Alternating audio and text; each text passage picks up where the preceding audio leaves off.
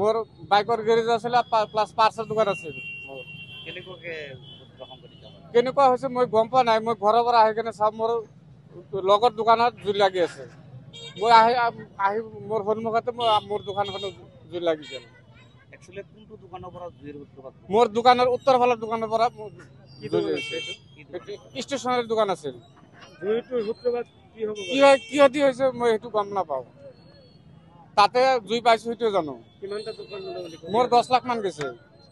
Purse আছিল দোকানত, বাইকৰ পাৰ্চ আছিল মোৰ। চৰকাৰে যদি কিবা সহযোগিতা কৰে এইটো আমাৰ মন্দিৰ দুৱাৰমুখ বুলি ক'ব পাৰি। সকলোৱে মন্দিৰ পুৰণা বাছ ষ্টেণ্ড বুলি চিনি পায়। আমাৰ মন্দিৰ পুৰণা বাছ ষ্টেণ্ডত আমাৰ নিজা মাৰ্কেট, কচৰুদ্দিন চৰকাৰ মাৰ্কেট। ইয়াতে আপোনাৰ মোটামুটি প্ৰায় 20টামান দোকান জুইৰ কবলত পৰি পৰিপূৰ্ণ ধ্বংস হৈ গৈছে। আমাৰ ৰাতি প্ৰায় 9:10 মানত এই জুই সংঘটিত হৈছে। আমাৰ মন্দিৰ ফায়াৰ ব্ৰিগেড যদি ওচৰত আছে, আহোঁতে প্ৰায় আধা ঘণ্টা পাছত আহিছে। যদিও পানী গাড়ী আধা ঘণ্টা পাছত আহিছে, সেই গাড়ীত পানী নাছিল। মোটামুটি আধা টেংকিৰ তলত পানী আছিল। 1-1.5 মিনিট পানী দিয়াৰ লগে লগে গাড়ীৰ পানী শেষ হৈ যায়। তাৰপিছত আমি আকৌ যোগাযোগ কৰি বৰপেটাৰ পৰা আৰু 2টা গাড়ী আহে অলপ দেৰিকৈ। তেতিয়ালৈকে মোটামুটি প্ৰায় আধাৰ বেছি দোকান শেষ হৈ গৈছে। আৰু জুইটো ইমান ভয়ংকৰভাৱে হৈছে, আপোনালোকে বিভিন্ন ছ'চিয়েল মিডিয়াত দেখা পাইছে। তেতিয়ালৈকে যথেষ্ট সংখ্যক দোকান পুৰি শেষ হৈছে।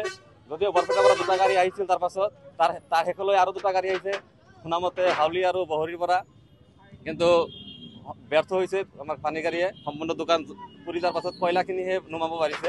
যোৱাকালি ৰাতি মোটামুটি আনুমানিক 9টাৰ পিছত মোটামুটি এই মোৰ যিখন মোবাইলৰ লিংকন ইলেক্ট্ৰনিক মোবাইলৰ দোকান আছে, তাৰ দক্ষিণ ফালে যিটো ষ্টেচনাৰী দোকান আছে, এই ষ্টেচনাৰী দোকানত জুইটো লাগিছিল।